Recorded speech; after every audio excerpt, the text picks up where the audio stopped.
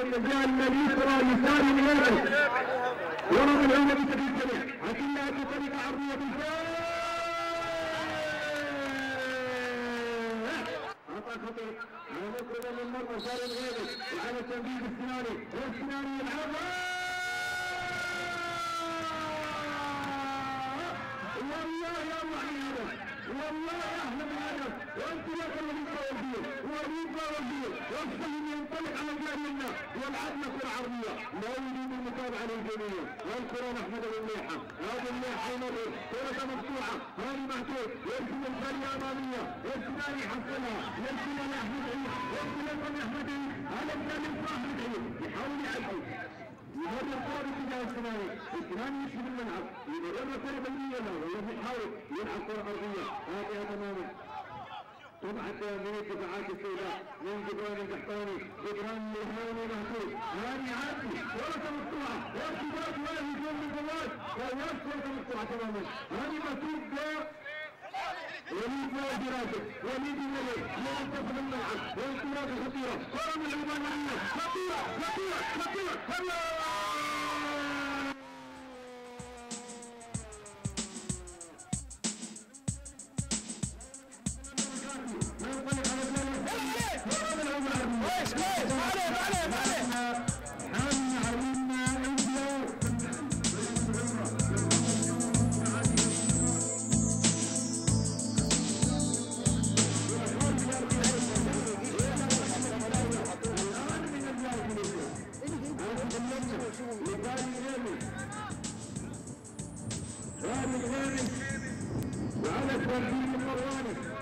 المرواني حيلعبها واو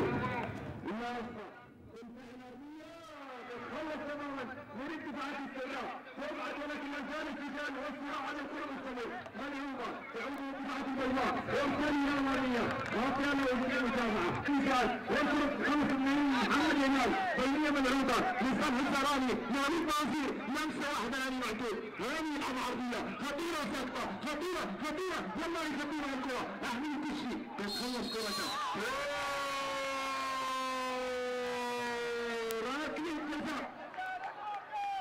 ركله جزاء لمصلحه فريق الهيئه الملكيه ركان من المدير ومواجهه رجل لرجل ركان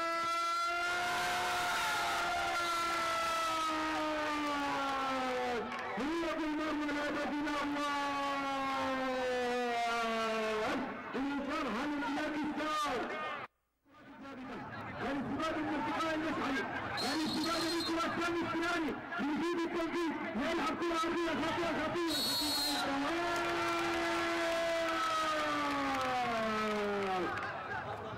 ركله جزاء ركله جزاء لمصلحه امن الميزان سرعه الجيل في فريق قرار الشمال مساوي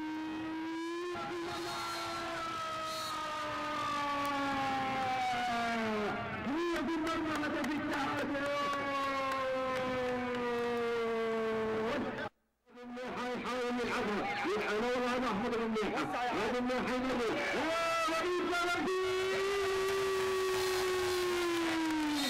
يساهم يساهم يساهم يا وليد يا بلدي والهدف الثاني وياها بلدي تعلمها بلدي وياها منها مباراة حماسية صح؟ ايوه كيف ما يحتاج.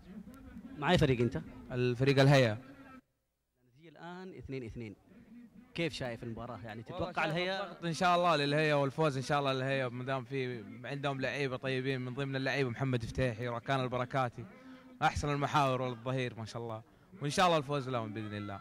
شايف هجمة الآن ايش رايك؟ لا ان شاء الله للهيئة ان شاء الله مع الحارس الفنان الكبير ساري ان شاء الله الفوز للهيئة. يعني تتوقع الهيئة تحسمها وتلعب النهائي؟ ان شاء الله. كيف شايف الهجمة؟ والله مباراة صراحة جدا ممتعة صراحة بالذات من ناحية أمنة منشاد وأنا أرشح أمنة منشاد صراحة على النهائي.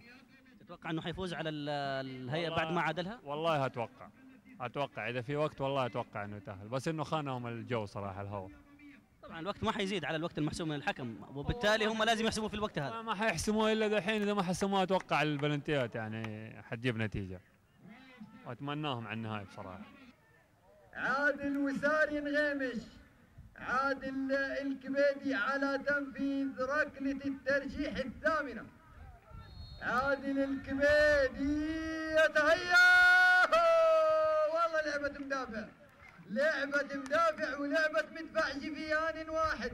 فيما لو تصدى لها ممدوح السناني سيتأهل فريق قام منشآت عبر بوابة الهيئة الملكية. هاني معتوق لاعب نادي الأهلي سابقا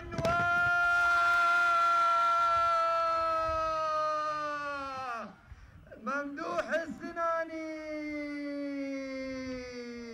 ممدوح السناني يحجز لفريق قمن المنشآت فرصة العبور إلى المباراة النهائية.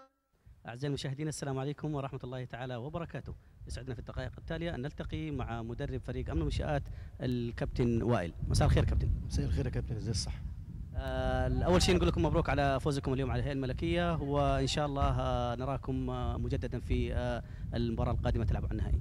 الله يبارك في حضرتك. أنا بشكر كل المنظمين اللي قاموا على الدورة، وبشكر اتحاد الكرة السعودي، وبشكر اتحاد التحكيم السعودي. بصراحة دورة ناجحة جدا جدا جدا. طبعا ما ادري، انا شفتك في بعيد عن الفريق، ما ادري ايش المشكله، لانه ما شفتك مع طاقم الفريق هنا في ارضيه الملعب. المباراه اللي فاتت انا نزلت كان في ملاعب مصاب، وانا اصلا يعني دارس علاج طبيعي وخدت حاجات كتير، فانا نازل في اصابه جامده، فانا نازل على سن في 2 بينزلوا. هو المفروض مدرب ما ينزلش او المدير الفني ما ينزلش، بس انا نازل على سن في اصابه خطيره لان الراجل خلاص مصاب. يعني انا مش قاصد اعمل اي مشكله ولا في اي حاجه، فهو عشان بصراحه نتكلم علشان احنا هنلاعب الهيئه الملكيه بقى في مشكله، وانا ما كنتش متوقع كده بصراحه.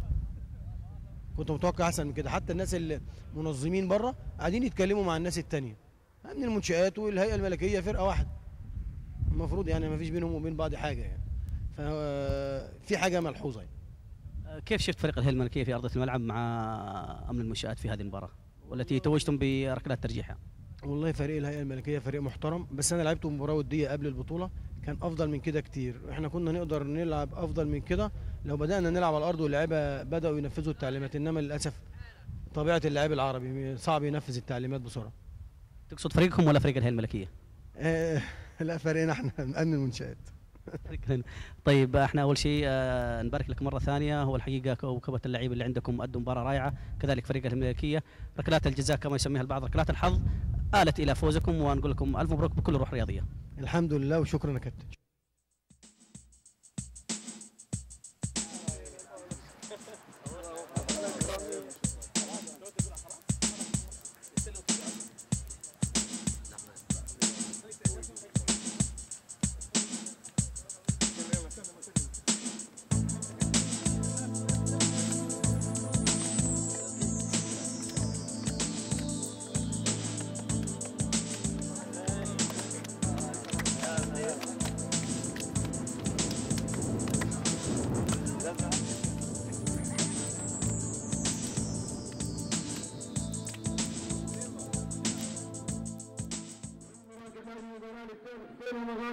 ورغم العمانية راسية من عدم الانتفاعات الفرقاء تعود بمصلحة كريستال. الكرة خارج أرضية الملعب.